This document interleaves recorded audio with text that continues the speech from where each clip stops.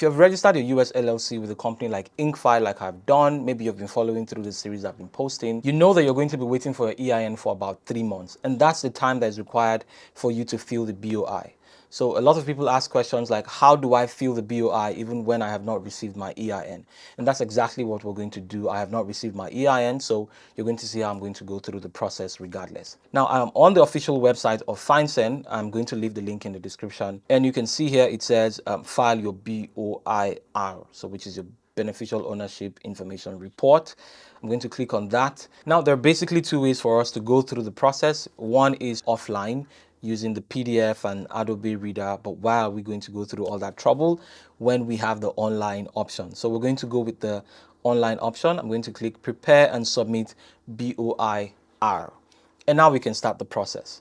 While you're going through this process, they do a very good job on this website to give you as much information as you need really quickly. So you see need help there, you can click on the arrow there and go through and read exactly what they're asking from you in case you are confused. But then again, I'm here to guide you through the process. Now, the first thing is the type of filing that you're doing. And in my case, it's an initial report because this is a new LLC that I have just formed. But if your situation is you're trying to correct a prior report or you're trying to update a report, maybe something, your address has changed or your passport has changed or something, then you can absolutely select those options. And then the date prepared is auto-filled because it's going to be the date when you're doing this thing.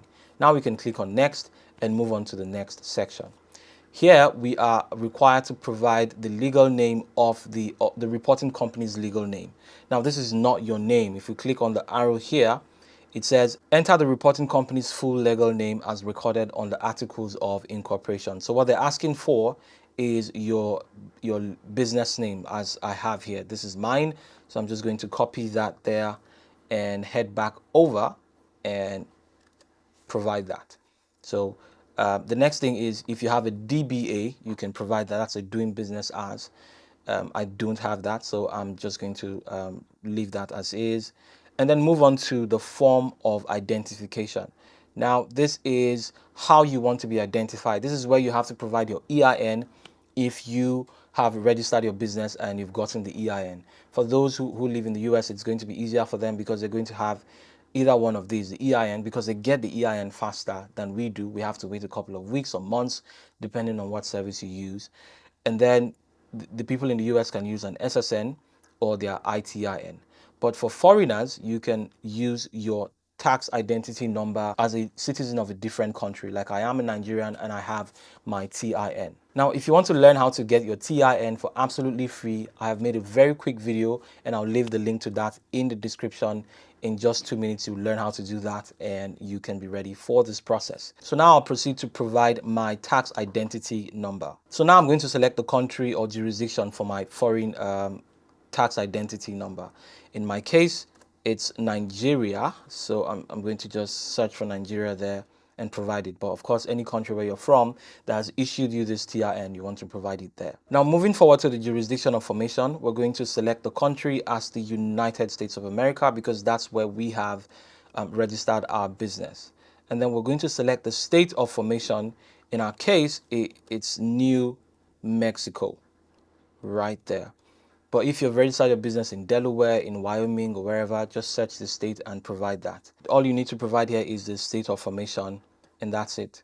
And then you move on to provide your US address. I showed you how to get a US address that you can use for your business to register a US LLC. And also you can use the same address to fill out the BOI report. I'm just going to go now and pull it up, but for those of you who may not have seen that video, the easy way to get this is to use a company, a shipping company like Fly My Mall or Hiroshi and companies like that. They give you a US address that you can use to ship things and receive them in Nigeria. So I've just filled in my address from Fly My Mall that I used to register my US LLC, and we can click on next to continue to the next section, which is the company applicant.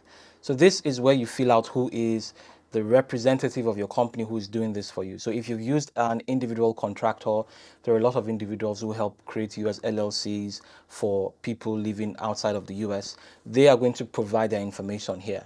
If a company like Inkfile is doing this for you, or any other company, it could be LegalZoom or whatever, they are going to fill out this for you if they are doing it for you. However, I messaged Inkfile and asked them if they do this, if they've done this in the process of creating my US LLC, and they said no, they have not done it, which is why I'm doing it myself. So since they've not done it, I have to provide who is doing this. So I'm allowed to provide myself as the person who is actually doing this for my company. So we're going to select, first of all, we're going to select existing reporting company. Check if existing reporting company as of January 1st, 2024. That's to say, if your company was existing before 1st of January 2024, then you select this. And if you select this, it tells you here that all company applicant fields will be cleared and disabled. But of course, my company was set up after January when this law had already been put in place. So I cannot select this. But of course, you want to select depending on your situation. I'm sure most of you will be doing this after January 1st. So we'll leave that as is and move on to provide the applicant ID. Now, this is where the FinCEN ID comes in. If you have a FinCEN ID, it's easy for people who do a lot of these. They just have one FinCEN ID and they use it to go through the entire process, but I don't have a FinCEN ID, so I have to provide the information of the applicant. Now I've gone on to provide my name as the person who is filling out this thing for my company. Now the next thing is you want to go ahead and provide the company's applicant address, and you are allowed to select a business address or a residential address. So you are also allowed to put in your address if it's not, even if it's not a US address. I have here provided my Nigerian address, so it's absolutely fine for you to provide that. If you go to the need help section, you can see here that you can provide an applicant's address that is not a US address. So that's how you fill that in. And then we move on to form identification and issuing jurisdiction. You have to provide the identifying document for your company's applicant.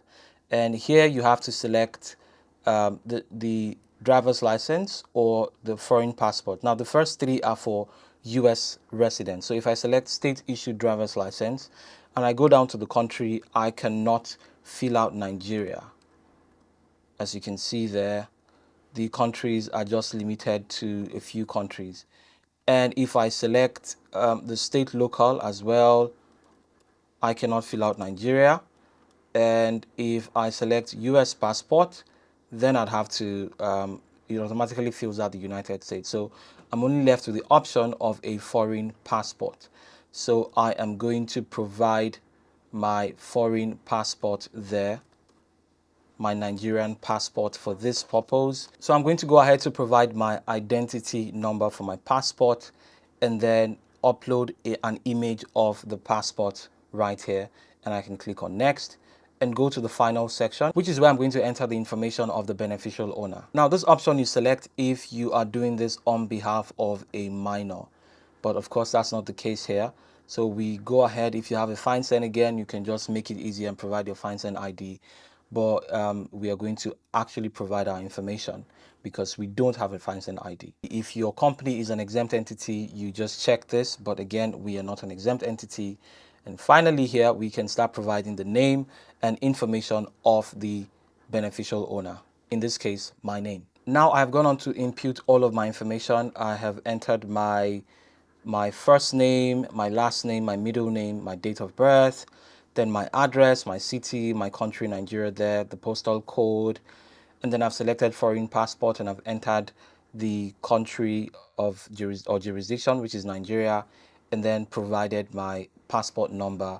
And now this form is filled out and I can click on next and then we can proceed to submit. So once you click on next, you are going to provide your email, your first name and last name, and confirm that everything you've provided is accurate. So now I've provided all of that information to finally sign this document and I can click on submit. And as you can see, I have just submitted my BOI for my company.